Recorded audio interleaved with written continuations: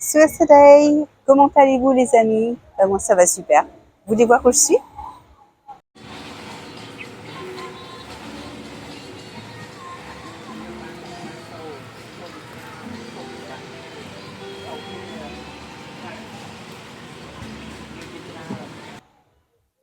Combien d'entre vous travaillent en home office ou télétravail?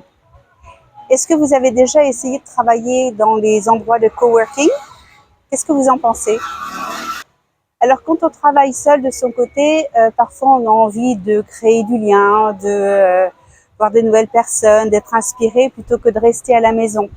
Aussi, certaines personnes qui restent à la maison sont facilement tentées de faire autre chose que travailler, faire une lessive, faire la vaisselle, faire les courses. Vous voyez ce que je veux dire? Alors, j'ai testé pour vous les endroits de coworking à Siem Reap. Je vous amène faire un tour. Commençons par le 1961, qui se trouve au bord de la rivière. Voilà l'espace coworking au rez-de-chaussée, qui est très tranquille et très agréable. L'étage était fermé quand j'y étais, mais je sais qu'ils ont un très bel étage. J'ai vu ça sur Google Maps. Là, c'est le dernier cri à Siem Reap, le Rose Apple Square. Très grand, très moderne, qui fait partie d'un grand complexe hôtelier.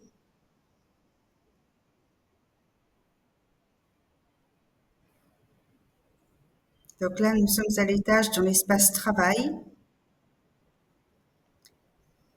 Il y a des salles de réunion, des bureaux privés derrière, et même une cabine téléphonique pour recevoir des appels sans déranger les gens.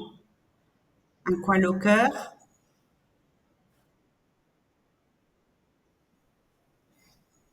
Et là, on redescend dans l'espace café où il y a également deux très grandes salles de réunion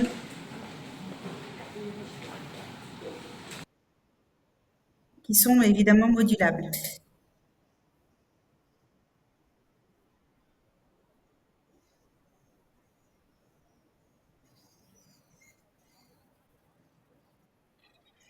Le Biolab Café, qui sert également une carte de snacks et des boissons.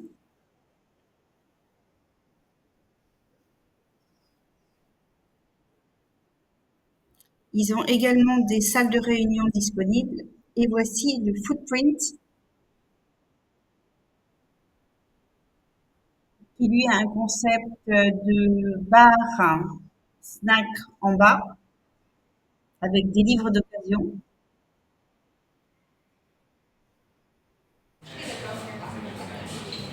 Et à l'étage, la salle de coworking avec une terrasse également, si vous préférez travailler en extérieur.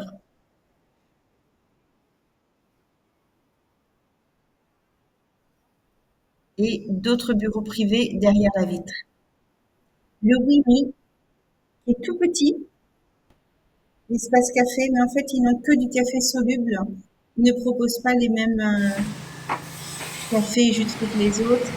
Et à l'étage, un autre espace qui, lui, par contre, a des expressos à volonté, mais là, on est plus dans le mode box. J'aime un petit peu moins, mais qui peut être bien si on ne veut pas être dérangé par son voisin.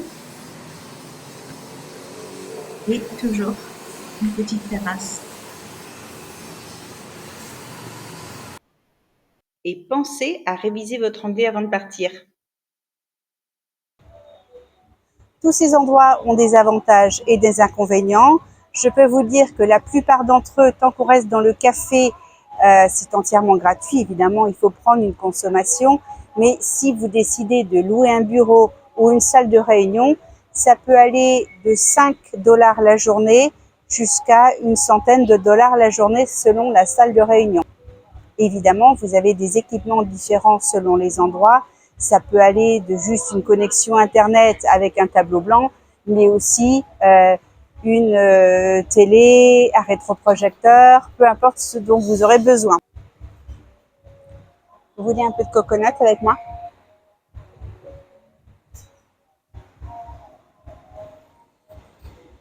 Alors j'ai testé un peu cette semaine ces coworking pour voir si j'aimais ou pas. Alors, je peux vous dire qu'il y a des endroits que j'aime pas du tout, parce qu'il y a quand même du bruit, il y a du passage. Et puis, il y a des endroits où, je sais pas, je me sens peut-être mieux chez moi, à me lever, à marcher, à me rasseoir, à faire un peu ce que je veux. Mon préféré est le Rose Apple Square. Alors évidemment, c'est le plus cher, j'ai des goûts de luxe. Il est beaucoup plus confortable, mais il est vraiment très moderne. Il y a aussi bien des petites tables que des grandes tables partagées, que des bureaux, que des salles de réunion. Et aussi, il y a même ce qu'ils appellent cabine de téléphone pour recevoir des appels sans déranger les autres.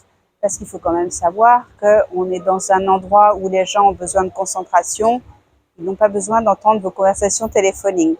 Si toutefois, vous avez besoin de faire un visio avec quelqu'un, dans ce cas-là, il vaut mieux demander un bureau fermé ou une salle de réunion afin de préserver la concentration de chacun. Il y a également des lockers pour laisser vos affaires, non pas que ce soit vraiment nécessaire, mais il y en a. La plupart d'entre eux servent des cafés et un peu de nourriture. Alors, c'est pas de la grande nourriture, mais ça va quand même rester un plat de pâtes ou un sandwich ou une salade. C'est toujours pratique quand on travaille, qu'on n'a pas envie de ressortir pour aller déjeuner ailleurs. Ils servent évidemment des cafés, de l'eau, des jus de fruits, des sodas, tout ce dont vous pouvez avoir besoin quand vous travaillez. Avez-vous trouvé à quoi correspondait cette photo la semaine dernière?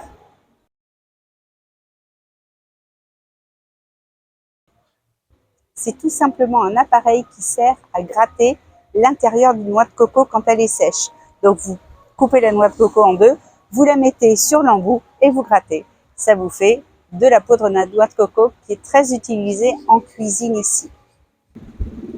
Je vous laisse deviner pour la semaine prochaine à quoi correspond cette plante.